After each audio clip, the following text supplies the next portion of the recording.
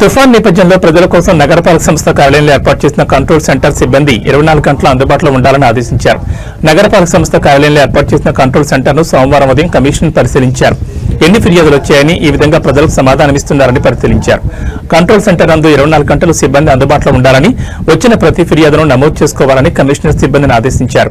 ఆయా ఫిర్యాదులను వెంటనే ఆయా విభాగాలు పంపించి పరిష్కరించాలని, ఆ రిపోర్టును కూడా నమోదు చేయాలని తెలిపారు.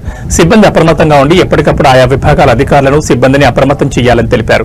నగరంలోని ప్రజలు సాయం కొరకు హెల్ప్ లైన్ నెంబర్లు 0877225676, మరో నంబర్ 9008222909 ను సంప్రదించాలని తెలిపారు.